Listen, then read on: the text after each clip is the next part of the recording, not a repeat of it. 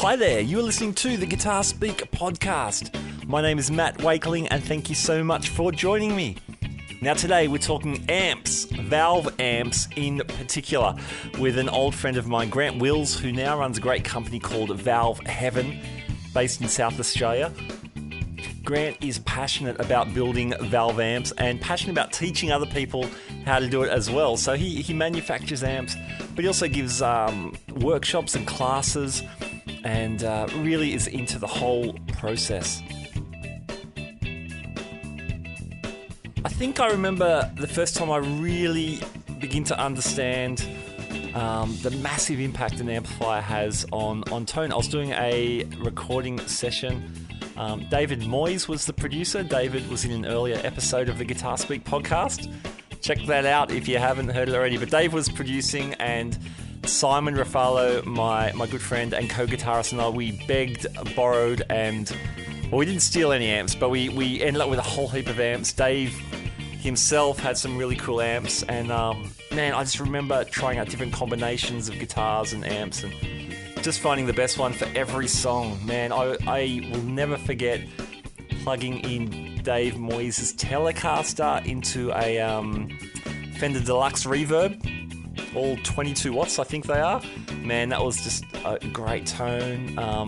Plugging in my Matocaster Frankenstein Strat into a Rivera rig, that was pretty massive.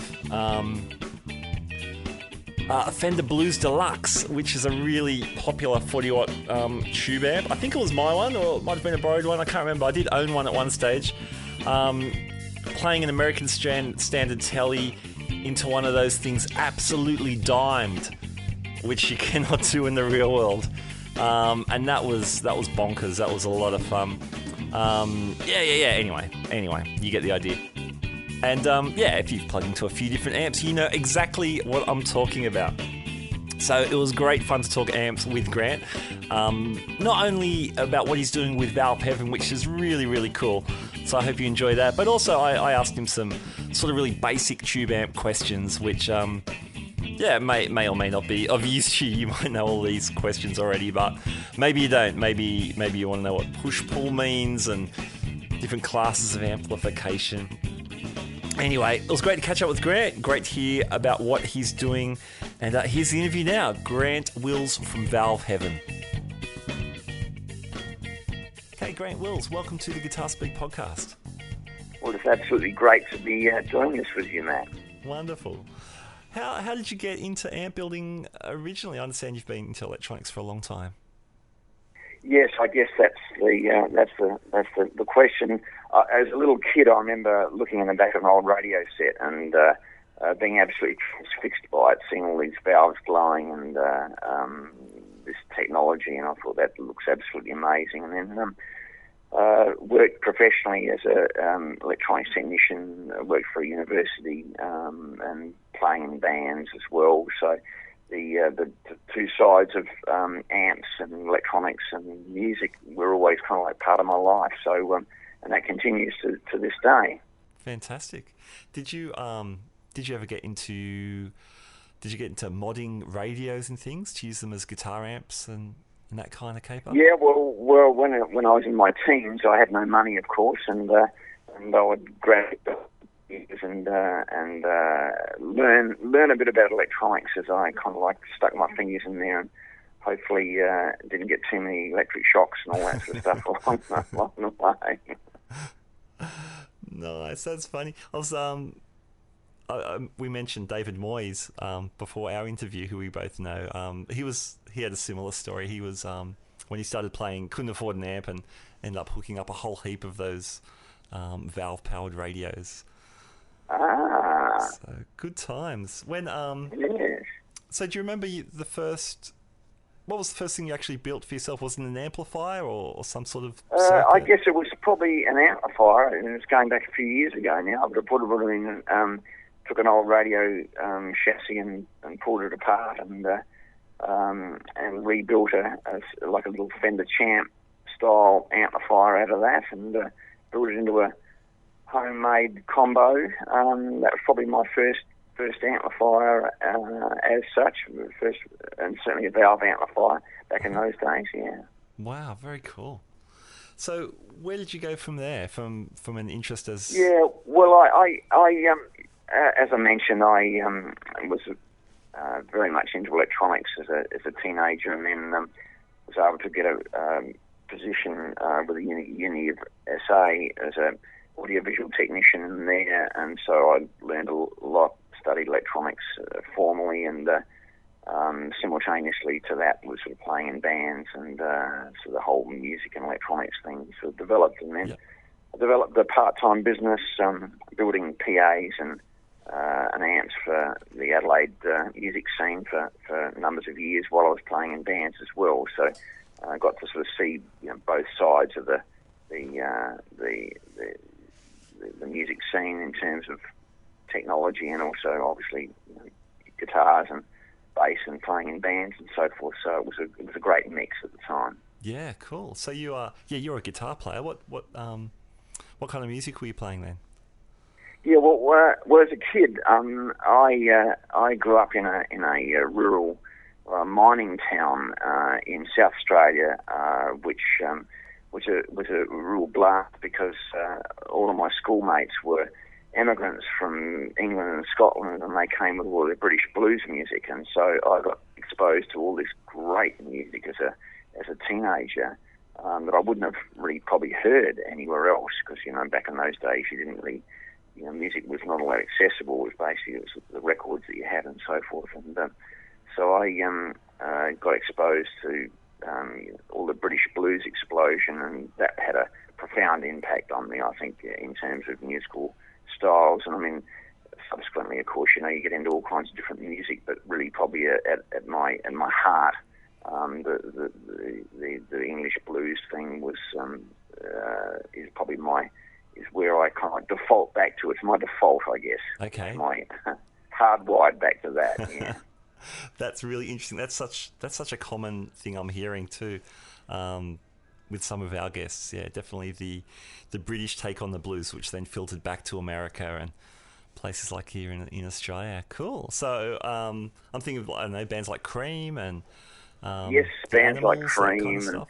Yes, and John Mayall and Peter Green, Jeff Beck, and all that sort of that music at the time was just very, very, very exciting time for music, and obviously very, very creative, and continues obviously to have an impact on music today.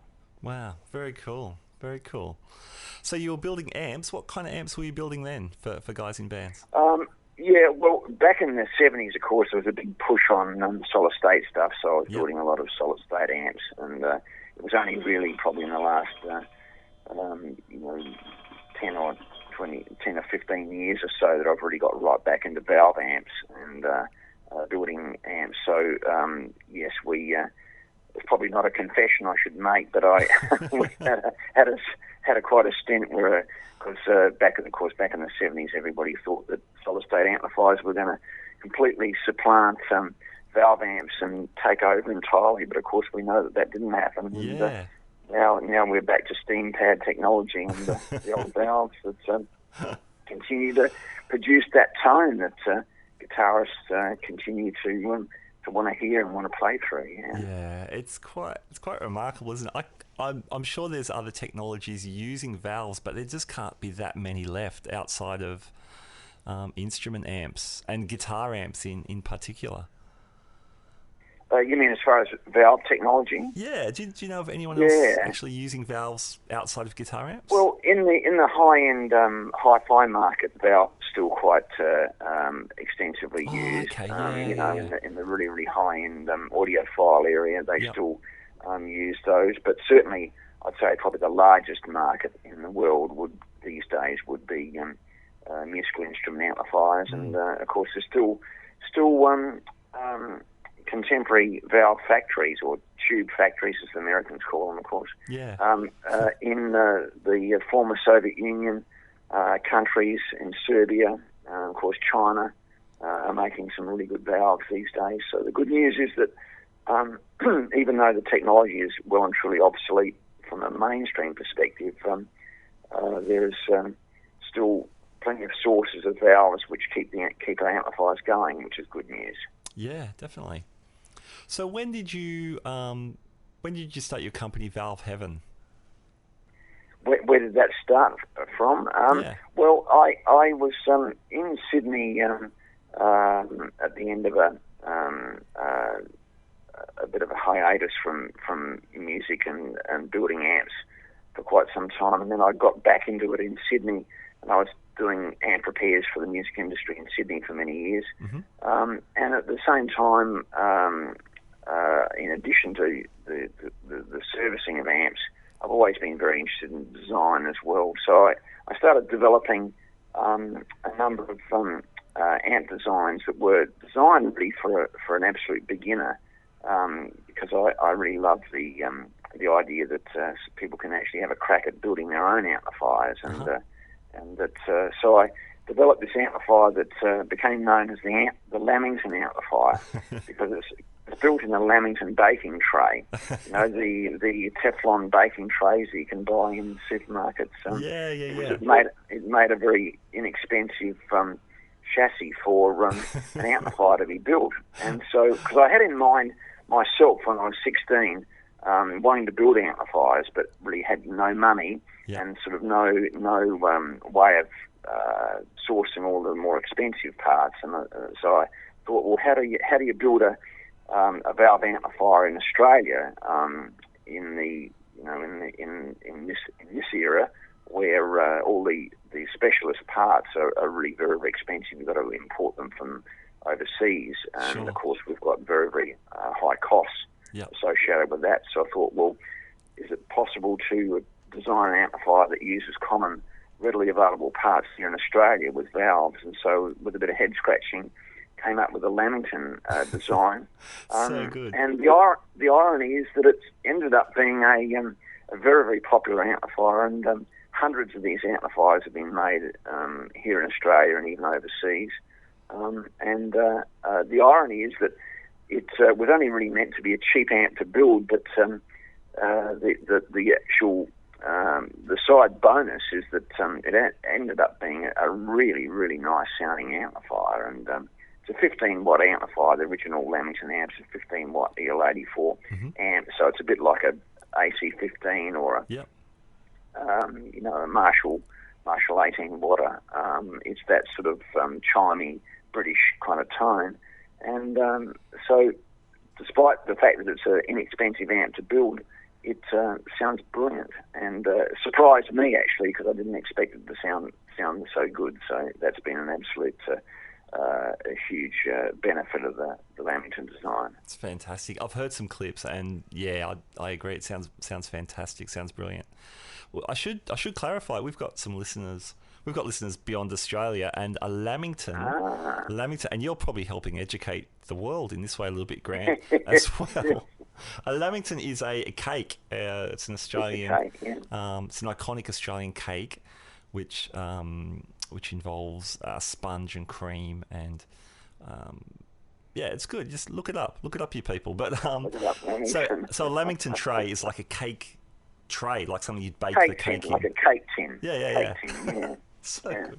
So that's your chassis. You just get it down. That's the chassis, and you mount all the parts on that, and drill a few holes, and you've got an amplifier. And then subsequent to developing the Lamington amp, I got a lot of interest in it, and I recognised that there were not a lot of people that were perhaps interested in building one of my amplifiers, but really lacked the confidence to have a crack at it on their own. So I started developing construction manuals, and then also an amp school. An amp school is a weekend school where the students come along and they, over a weekend, get to learn about how valve amps work while actually they build their own Lamington amplifier over a weekend. And that's been really successful. I've been running that around Australia for numbers of years now. I've run them in Sydney, Melbourne, and here in South Australia. And we've had hundreds of students that have gone through the amp schools, which has been very, very satisfying for me, because I get to talk under 10 feet of wet cement about my favourite subject, which is valve amplifiers for a weekend and hang out with a bunch of really cool guys, and they end up building their very own amplifier. So that's been really, really gratifying as well. Fantastic. We'll have to at the end of our interview, we'll get all your links and things too, because I know you've got some classes coming up in 2017 as well, which looks really good. So the Lamington, it's an EL84 based amp, but you've got a couple of other models too. Do you want to talk us through? I've got numbers of others designs because again, I'm always got these kind of like ideas in my head, and I'm always sort of thinking about well, what if we did this and what if we did that. So the first design was the Lamington 15 watt, and that's been probably the most popular amp kit that I sell, because I also make kits available, so I send them around Australia as well. Yep. But the next amplifier that I developed was a higher power amplifier, which is a 40 watt, and we call that the Lamington 3. Okay. Reason being at Lamington 3 is I built a Lamington 2 high power amp some years ago, but unfortunately the parts are no longer available for that, so I came up with another design, which is probably an easier to build high power amp, which is a Lamington 3. It's a bit like, I don't know, Matt, whether you'd be familiar with the old Australian Golden Tone amplifiers. For sure. Come across the old Golden Tones?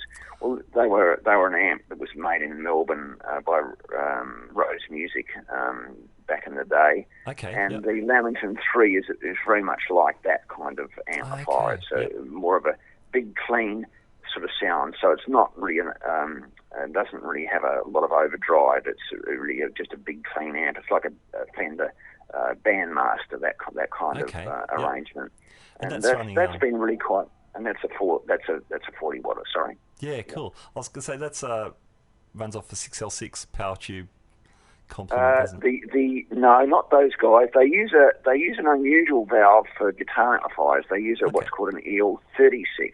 Oh, okay. Of course, we know about EL34s, and we know about EL84s. Mm-hmm. Well, these are an EL36 or a 6EM5. They were used back in the day in the old black and white TV sets. Virtually every Australian black and white TV set that was valved back in the black and white days pretty much used one of these power valves, and they're a brilliant valve to generate a lot of power at lower voltages. I was a bit concerned about my first high power amp design, because that was it was running really quite high voltages, around about 450 volts of DC, which sort of gets a bit hairy for a beginner. So I was very keen to come up with a design that would use a lower voltage and still produce, a reasonable amount of power. Mm-hmm. And so the Lamington 3 was developed with these valves, and it produces some over 40 watts of power with the same power supply basically as the original Lamington amplifier. So that was a bit of a bonus there.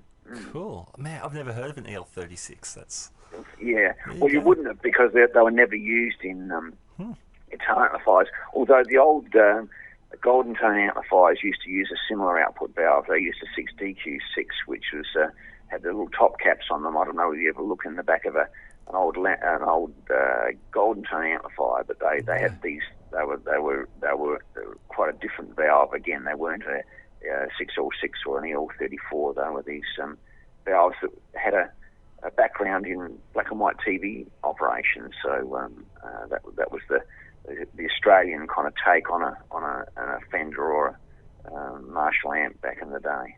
Cool. Very cool. You've also got some really low wattage amps. I was listening to a clip of a 2 watt Lamington. That sounded incredible. Yes, well, I've got the Lamington 3 was kind of like followed up with an amp that I've called the Lamington Junior, and that was a design for a complete beginner to valve amps, because it runs off a plug pack, so it's a bit safer to work on. So instead of having to do any wiring with the 240 volt mains, which is potentially a bit scary for people. For sure.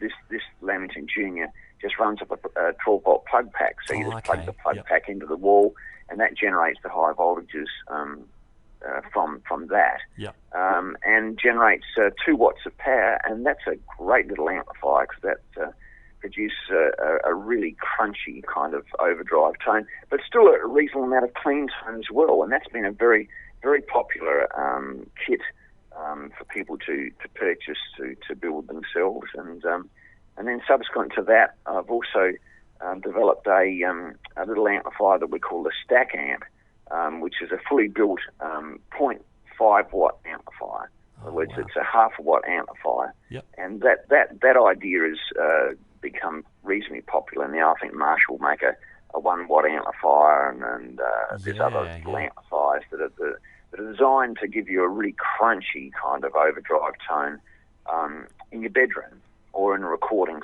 situation. Mm-hmm. So that's been really quite successful as well. That's great. I think the LowWatt amp has become really quite ubiquitous around the place, hasn't it? Yes. And I guess It has, yes. Is that because you can overdrive your power stage very, very quickly? You can get that fully saturated power. That's exactly right. That's exactly right. I mean, that's the big challenge, of course, with getting that great overdrive tone. In the past, you have stuff like master volume or power soaks or numbers of other techniques people have tried to use to get a kind of like an overdriven tone, really great overdriven tone at a volume that's not sort of excessive. But the challenge with those sort of things is you tend to lose the tone. Okay. And so lower power amps are great because, exactly as you say, you can actually overdrive not just the preamplifier, but you can actually overdrive the output stage, and that's really where a lot of that really great tone comes from. Is when the output stage is just really, really cooking. Because for the listeners, they may be aware or not that a guitar amplifier has what's called a preamplifier, which is the input stage, if you like, where the amplification and the tone shaping takes place. Yep. And then you've got a power section, the output stage, and that's the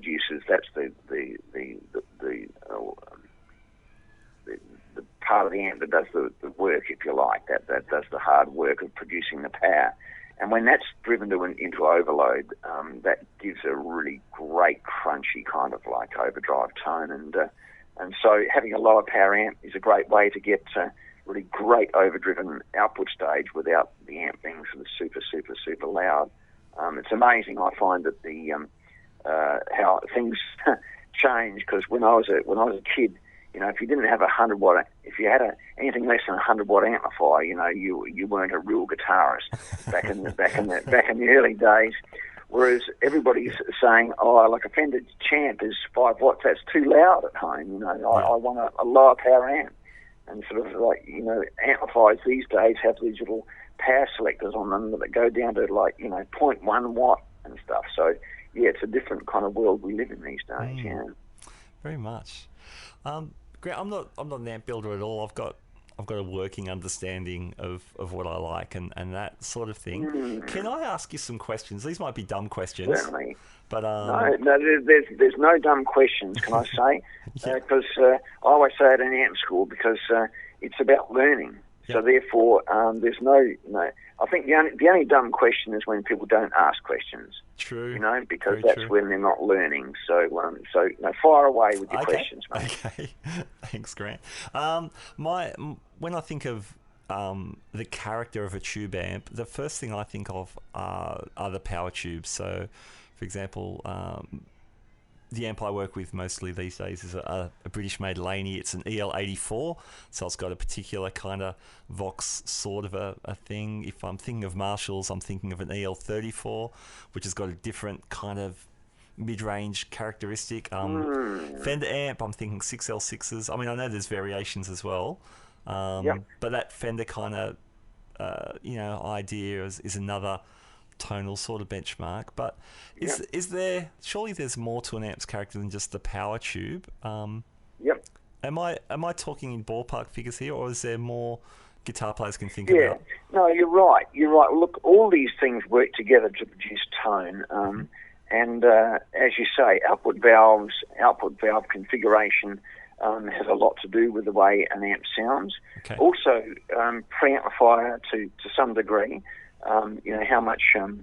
how much kind of like gain there is in the preamplifier as well. You know, if you've got a very a simple preamp with less gain stages, that'll tend to be a more clear, open sort of sound. If you've got more preamplifier stages, it can compress the frequency spectrum a little bit more mid-rangey, a little bit warmer maybe when you've got more stages, because you've got more harmonic distortion that's been generated, you know, with more and more stages. Tone stacks have a lot to do with the way an amp sounds, and you might have heard of the term voicing an amplifier. Yes. Well, voicing an amplifier has a lot to do with the tone stack, and for those who are not familiar, that's for like the bass and treble and mid-range or whatever controls in an amplifier, and there's a whole range of different ways to generate or to configure a tone stack or a tone control in an amplifier. That has a lot to do with how an amp sounds. In fact, listeners may or may not be aware that the earliest Marshall amplifiers were just an English clone, really, of a Fender Bassman. With Bassman, yeah, I've heard that. Yeah, but then they started using different valves, of course, different transformers, and then also started tweaking the tone stack. And a Marshall tone stack is similar to a Fender tone stack, but a lot of the components are actually changed around. Okay. And those things will make a difference in terms of how an amp's voiced.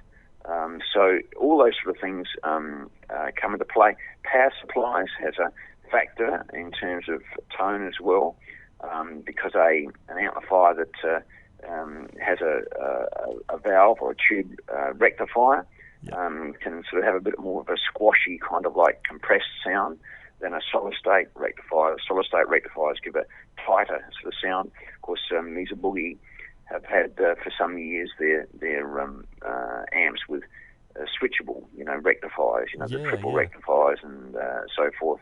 Different power supplies will give a different sort of sound as well. So just trying to think of other factors there. The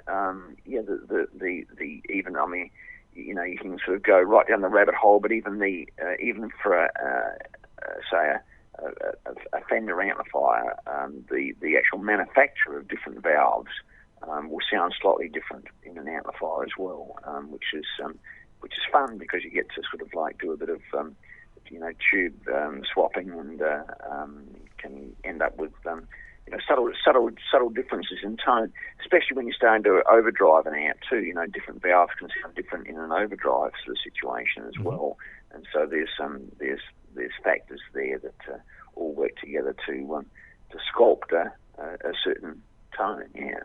Wow, it seems like so many ingredients that can be rearranged. So when you say tone stack, is that I know there's the EQ section. Is that choosing? Yes, the EQ. Is that as part of that choosing which frequencies you're going to cut or boost? Exactly. Okay. Exactly. Yes, that's right. A tone stack just is a circuit that will provide equalization, which for those who are not familiar with that term, that basically means that it, exactly as you've said it, boosts or cuts certain frequency ranges. And it's funny how our ears are very, very sensitive to, even though for guitar frequencies, we're only really talking probably, from about 500 hertz up to about 5 kilohertz. It's only a fairly narrow range of frequencies, but our ears are very sensitive to how certain, when you boost certain frequencies or cut certain frequencies, it can really make a big difference to the overall sort of sound of the amplifier. And again, when you're starting to overdrive an amp as well, that sort of, having certain frequencies that are overdriving before other frequencies, that can actually make a difference to the overall sculpting, if you like, of the overall amplifier tone. Okay, yep. There's another phrase I don't fully understand, even though I own an amp that purports to be Class A versus Class AB, and there's certain boutique amps that will say, we're Class A. Well, what does that actually mean?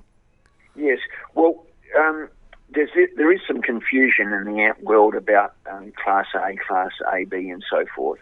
Really, the class of an amplifier is a reference to how hard the actual valves are actually operating.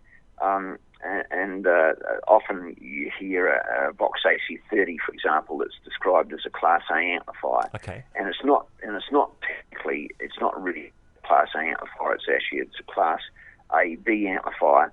But it's all to do with the way amps are biased, and of course, bias is a whole another subject as far as amplifiers are concerned. But if in a Class AB amplifier, or in fact, let's just talk about a Class B. A Class B amplifier is where you've got two valves operating in what's called push-pull. So in other words, when one valve is working hard, the other one is kind of slacking off. It's like the analogy of two guys with a cross-cut saw and a lump of wood. When one's pushing, the other one's pulling, and so forth. In Class B, you've basically got one valve that operates only on the half of the incoming guitar cycle, and the other valve operates on the other half. But when you bias the valves really, really hard on, both valves are actually operating for the whole cycle, and that is actually called Class A. Okay. And there's some confusion about. And so when you've got you bias the valves back, they go somewhere between Class A and Class B, and that's called Class AB. So you've got the junction there. And the thing is, most valve amplifiers that actually have two output valves in the output stage are actually operating in some degree of Class AB, including the Vox AC30s. Yeah. So hopefully, I don't know whether that's confused people or not, but it's to do with how hard the actual valves are operating. Okay. If you've got something like a Fender Champ, which is just a single, or a Vox AC4, which is a single output valve, that is actually operating in Class A, because the one valve has to operate for the whole of that cycle. Okay. So for the whole of the up part of the cycle and the down part of the cycle. So does that make sense to you, Matt? Yeah, yeah. So my as a guitar player, as a sample of hopefully your listeners. Yeah, that's great. The Class A amp I run, it's a very modest PV Windsor, I think it's called, and it just runs off one power tube, and it's very low wattage, and the output, I think the wattage depends on what power tube you're running. So I think I've got an EL34 in mine at the moment, and it just breaks up even if you look at it, even before I turn it on. It feels like it's breaking up in a really nice way, in a really great way. So yes.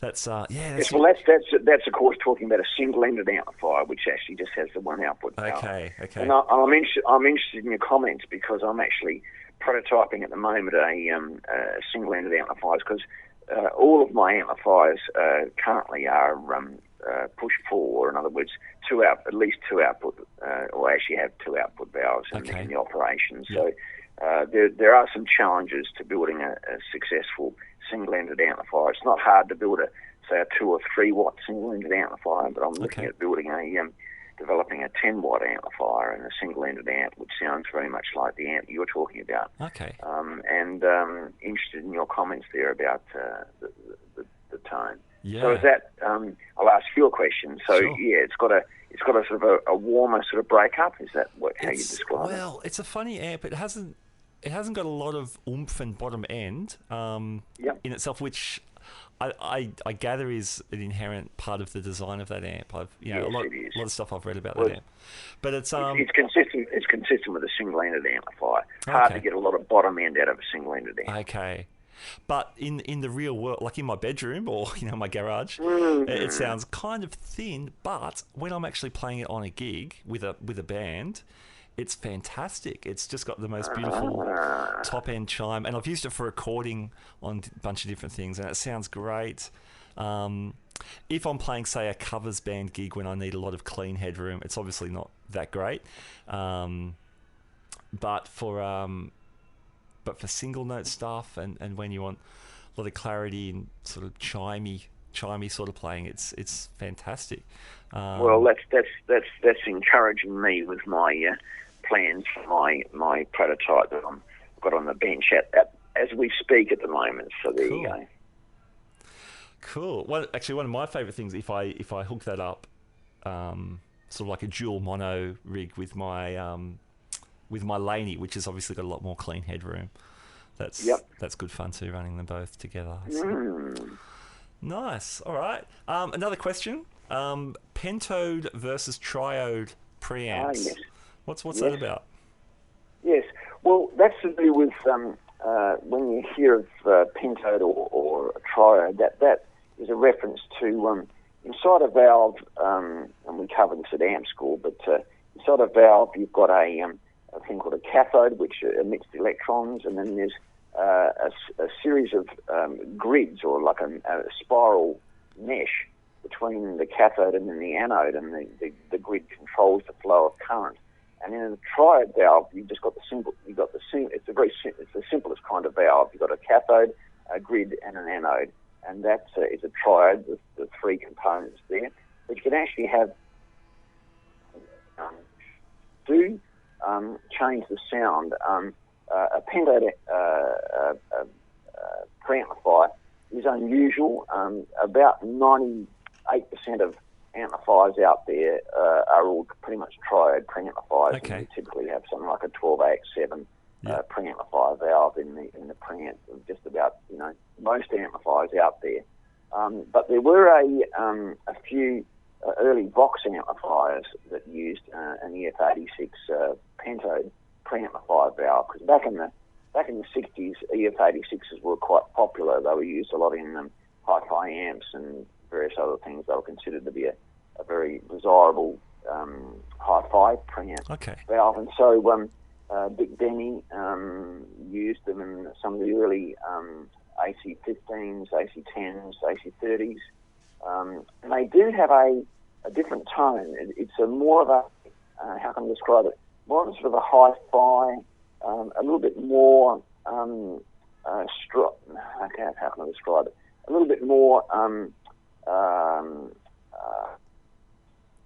I was going to use a word like metallic. It's not metallic, but it's a little bit more stronger and clearer, more hi-fi, if you like. Whereas a triode, a preamplifier stage, is a little bit more warmer, a little bit less hi-fi, a little bit more rounded, if you like. Yep.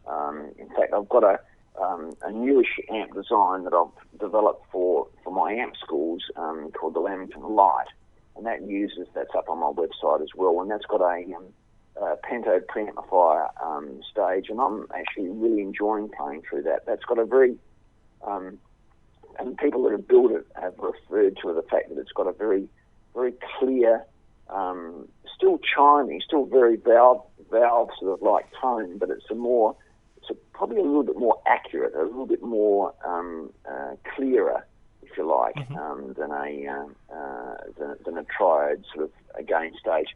I mean, of course, triode gain stages sound delicious as well. That it's not better; it's just different. Different flavour, yeah.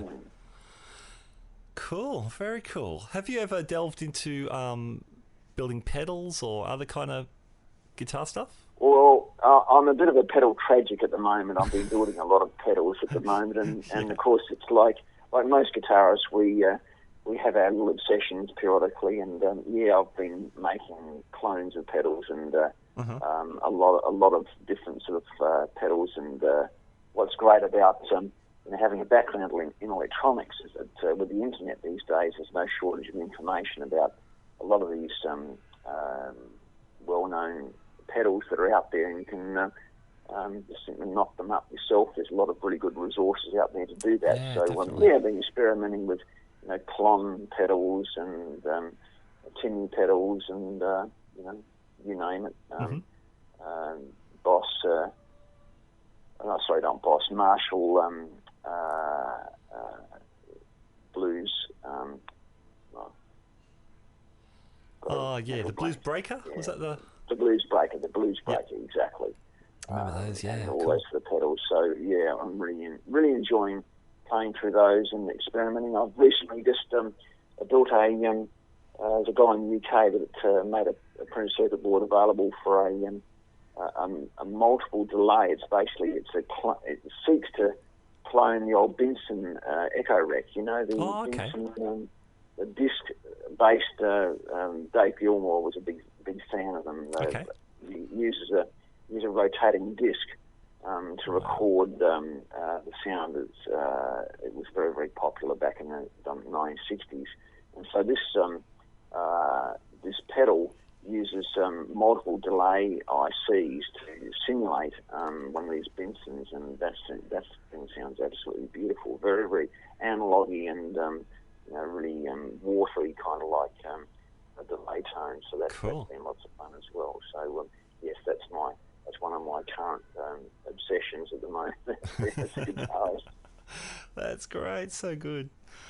Oh, so many parts of the recipe, hey? There are, which makes it sort of so interesting, doesn't Yes. it? I mean, that's the thing about it. People can look on the outside and say, well, it's a guitar into an amplifier and maybe with a pedal. But as we know, well, it is. And superficially, it's all very the same. Nothing, in a sense, has really dramatically changed since the 1950s and 60s. Mm-hmm. But yet there are subtle differences that make a dramatic difference in tone, and that keeps us interested as guitarists and seeking the holy grail of tone, Matt.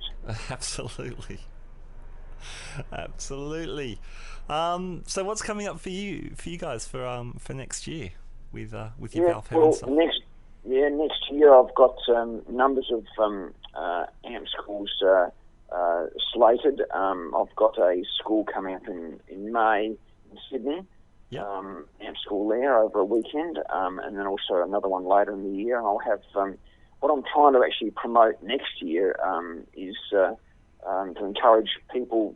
Guys might know, a couple of guitarist mates that are a bunch of friends that would be keen to come over to South Australia and enjoy a Barossa Red and build an amplifier. And so I'm available basically in addition to the scheduled schools that I'll be running. Yep. I'm available to hold a school whenever sort of suits people. So okay, cool. A bunch of free students want to get together and come over.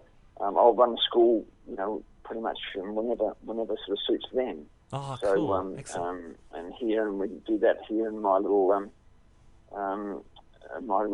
world in the Barossa Valley, which is just absolutely beautiful. It's we're surrounded by grapevines here, and fantastic. I live in an old 150-year-old schoolhouse with a shed on the side of it. So it's a great environment to hang out and learn about valve amplifiers and build your own amplifier over a weekend. So that's something that I'm really wanting to really promote next year for people to come to the Barossa and build an amplifier over a weekend. Brilliant. Sounds great. So how can people get in touch with you or keep up to date with my website is the best one probably. I encourage anybody, even if you're not interested in coming to an amp school, I seek to make my website a resource for guitarists, and so I've got a lot of information on my website as well. Even if people are not going to come to amp school or buy an amp school or buy a Valve Heaven kit, check out my website. It's valveheaven.com. Mm-hmm. VALVE, Valve Heaven, HEAVEN, valveheaven.com.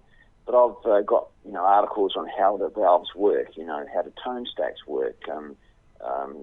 There's articles there on building your own valve reverb unit, for example. So I really want to make that a resource for people because in addition to the technology, I just do love the teaching side of it and helping people understand that this is not rocket science, that mm-hmm.